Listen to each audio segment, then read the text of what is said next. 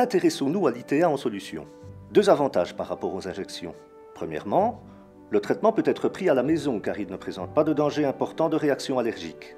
Deuxièmement, pour les allergies au pollen, le traitement ne doit être suivi qu'un nombre réduit de mois sur l'année, 2 à 4 mois avant la saison et durant la saison de pollinisation.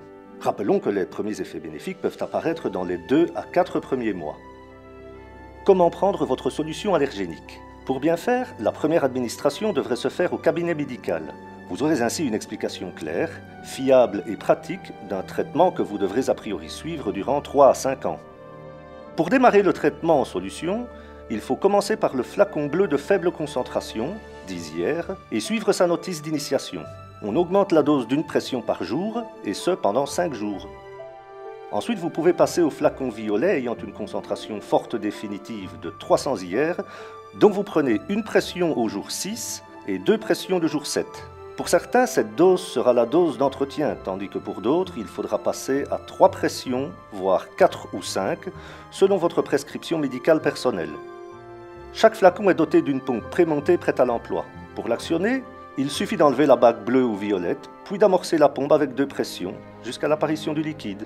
Idéalement, le traitement est pris le matin, de préférence à jeun et avant de se brosser les dents, mais le plus important est que la bouche soit bien vide avant le dépôt de la solution. Le jet doit être placé directement sous la langue, bien derrière les dents. Il faut garder la solution en bouche 2 minutes sans parler, puis l'avaler. Après la prise, il est permis de boire et manger immédiatement. Souvenez-vous de commander la dose suivante quand vous commencez l'avant-dernier flacon, car un délai d'1 mois est nécessaire à son obtention. La solution est fabriquée individuellement pour chaque patient. Comment conserver votre vaccin allergénique? Les flacons peuvent être conservés 3 mois à température ambiante.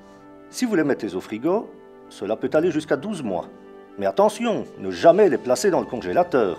Je vous conseille donc de conserver le coffret au frigo, mais de garder le flacon en cours à un endroit où vous êtes sûr de ne pas l'oublier le matin. Votre table de nuit, l'évier de la salle de bain ou encore la cuisine.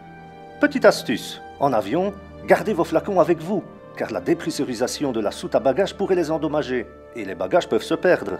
Leur volume étant de moins de 100 ml, il n'y a pas de mesure particulière au niveau des contrôles à l'aéroport. Quels peuvent être les effets indésirables? Le produit est généralement bien toléré, mais au début du traitement, lors de la phase d'augmentation quotidienne des doses, donc de manière transitoire, vous pouvez ressentir par exemple des démangeaisons dans la bouche, une impression de gonflement dans la bouche ou de la langue au niveau de la zone de dépôt du produit, des nausées, des démangeaisons au niveau des oreilles ou encore une irritation de la gorge durant quelques minutes. A priori, si ces réactions sont légères, aucun tracas.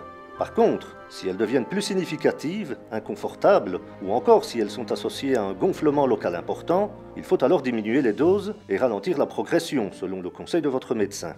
En général, on préconise de revenir à la dose précédente bien tolérée pendant 2 jours, puis de reprendre la progression. L'usage d'un antihistaminique permet généralement de réduire fortement ces réactions locales, mais ce traitement doit être réalisé selon les instructions précises de votre médecin. D'autres effets indésirables plus rares peuvent également se présenter et qui pourraient nécessiter une pause dans l'ITA puis sa reprise progressive selon les instructions de votre médecin. Une douleur abdominale, des diarrhées, la toux ou encore des éternuements à répétition. Attention, le traitement est quotidien et c'est donc l'addition des doses qui détermine son efficacité. Vous n'êtes pourtant pas à l'abri d'un oubli. Pour un oubli de moins d'1 semaine, reprenez simplement le traitement, sans pour autant rattraper les doses oubliées. Au-delà d'1 semaine, parlez-en à votre médecin.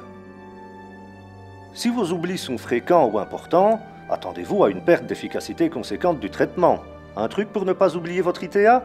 Liez vos prises à un acte quotidien habituel de votre journée. Certaines circonstances peuvent interférer avec le bon déroulement du traitement et forcer son interruption transitoire. Des effets indésirables, une vaccination ou un rappel, une infection causant de la fièvre, des lésions buccales telles qu'après une extraction dentaire ou des soins dentaires, une crise d'asthme ou une aggravation de l'asthme. Aucune donnée n'est disponible concernant la prise du traitement en cours de grossesse ou d'allaitement. Habituellement, l'ITA peut être continuée durant la grossesse et l'allaitement, mais je vous conseille quand même de ne pas initier une immunothérapie durant ces périodes. L'ITA sublinguale agit à la source de la maladie allergique. Elle vous offre le grand avantage de gagner en autonomie de manière durable, même après l'arrêt du traitement au bout de 3 à 5 ans. Il est malgré tout nécessaire de garder un suivi médical régulier pour que votre médecin puisse adapter au mieux le traitement à vos besoins. Voilà, vous savez presque tout. Nous vous souhaitons un bon traitement.